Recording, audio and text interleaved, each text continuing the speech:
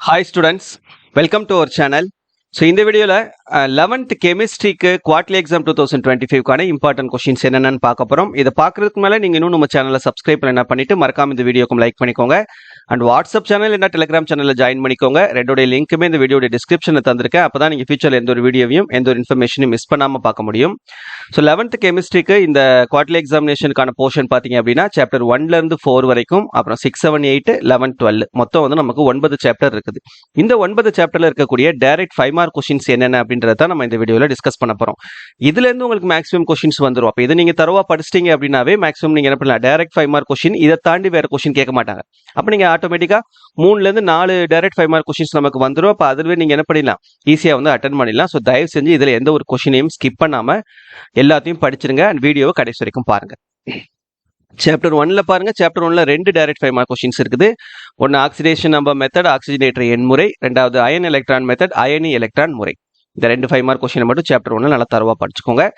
Chapter 2ல enlist the postulates of Bohr's model of an atom, Bohr அணு மாதிரி. சரியா, இது ஒரு டைரக்ட் 5 மார்க் கொஸ்டின். அப்புறம் derive an equation for the wavelength of a matter wave, de Broglie equation. பருப்பொருள் அலையின் de Broglie அலைநீளத்திற்கான சமன்பாடு.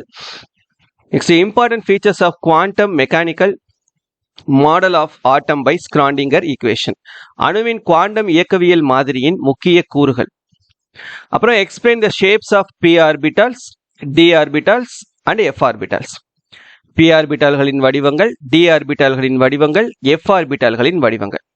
சரியா, எல்லாமே ஈஸியான கொஸ்டின்ஸ் தான். அதனால இந்த ஒரு 6 கொஸ்டின்ஸ் வந்து நமக்கு சாப்டர் 2ல இருக்குது. இது நல்லா தரவா பார்த்துக்கோங்க.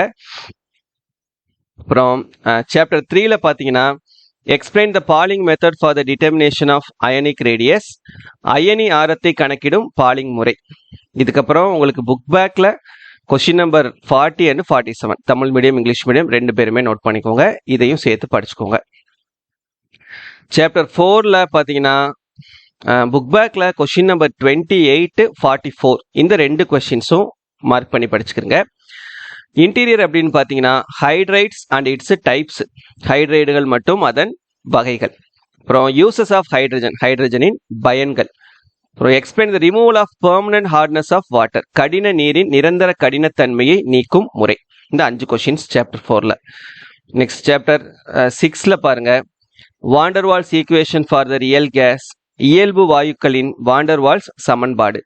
Values of critical constants in terms of van der Waals constants. van der Waals மாறிலிகளின் கொண்டு நிலைமாறு மாறிலிகளை தருவி. அப்புறம் ஆண்ட்ரூஸ் ஐசோத்தம், ஆண்ட்ரூஸின் சம வெப்பநிலை கோடுகள். இது சாப்டர் 6ல. சாப்டர் 7ல Born-Haber cycle for the formation of CaCl2. CaCl2 உருவாதல் செயல்முறைக்கு Born-Haber சுற்றை எழுதுக. List the characteristics of internal energy, அக ஆற்றலின் சிறப்பியல்புகளை எழுதுக. List the characteristics of Gibbs free energy, Gibbs கட்டிலா ஆற்றலின் சிறப்பியல்புகளை எழுதுக.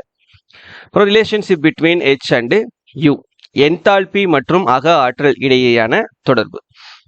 சரியா, அப்புறம் சாப்டர் 8ல புக் பேக் கொஸ்டின்ல கொஸ்டின் நம்பர் 36, 39, 48 3 கொஸ்டின்ஸையும் பார்த்துக்கிறங்க.